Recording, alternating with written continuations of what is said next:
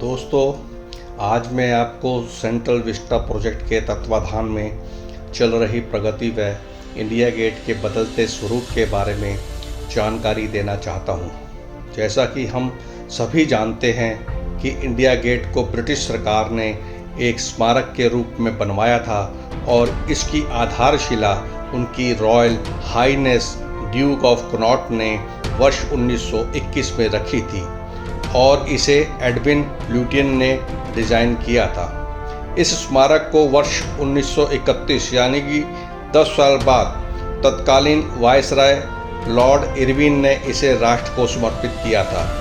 India gate युद्ध स्मारक का निर्माण अंग्रेजी शासकों द्वारा उन 90,000 भारतीय सैनिकों की स्मृति में किया था जो ब्रिटिश सेना में भर्ती होकर प्रथम विश्व युद्ध और अफगान युद्धों में शहीद हो गए थे। क्या आप जानते हैं कि इंडिया गेट को किसी दूसरे नाम से भी जाना जाता है? जी हाँ, इंडिया गेट का दूसरा आधिकारिक नाम है दिल्ली मेमोरियल, जिसे मूल रूप से अखिल भारतीय युद्ध स्मारक कहा जाता है। बलुआ पत्थर से बना इसका मेहराब ब्रिटिश भारत के सैनिकों को समर्पित है जो वर्ष 1914 और 1919 के बीच लड़े गए युद्धों में मारे गए थे। इंडिया गेट लाल भरतपुर पत्थर के निचले आधार पर खड़ा है। यह 42 मीटर लंबा यानी 138 फीट है। भारत को आज़ादी मिलने के बाद एक और स्मारक अमर जवान ज्योति सन 1971 में जोड़ा गया था।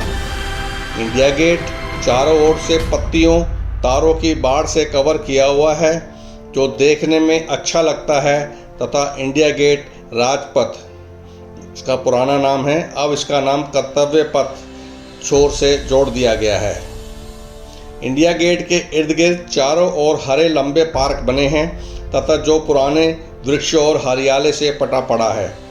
वर्तमान में भारत सरकार ने इंडिया गेट को और इसके इर्द गिर्द के पार्कों को सेंट्रल विस्टा प्रोजेक्ट के तहत और सुंदर बना दिया गया है ताकि देश विदेश से आने वाले पर्यटक यहाँ आकर आनंद उठा सकें और इंडिया गेट की भव्यता का अलौकिक दर्शन कर सकें।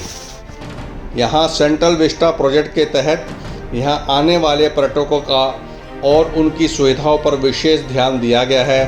दोनों पार्कों के तरफ बने झरनों फव्वारों का नवीनीकरण किया गया है और सुंदर लाइटों के द्वारा इनकी खूबसूरती को और बढ़ाया गया है। पर्यटकों के लिए यहाँ शौचालय का विशेष रूप से निर्माण कराया गया है और इनकी साफ सफाई आला दर्जे की है। दोनों ओर जो तालाब बने हुए हैं उन्हें पक्के रास्तों से जोड़ा गया है। साथ ही पैदल चलने वालों के लिए पक्के रास्ते का निर्माण बनकर अब तैयार भी है।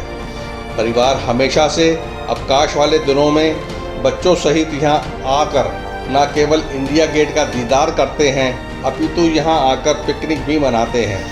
सेंट्रल विस्टा प्रोजेक्ट के तहत अब यहाँ पर्यटकों की सुविधाओं को बढ़ाते हुए सरकार ने पार्किंग की भी व्यवस्था की है, पीने के पानी की व्यवस्था की है, अच्छे फुटपाथ बनाए गए हैं, फ्लड लाइटें प्रचुर मात्रा में यहाँ लगाई गई हैं। कर्तव्य पथ पर स्वतंत्रता सेनानी सुभाष चंद्र बोस की प्रतिमा भी अभी हाल में स्थापित हुई है। इसके उद्घाटन के बाद से आप सादर दिल्ली आएँ और इंडिया गेट को देखने अवश्य आएँ, अपने इतिहास को करीब से देखें, समझें और गर्व करें कि महान देश के आप नागरिक हैं और प्रफुल्लित हैं।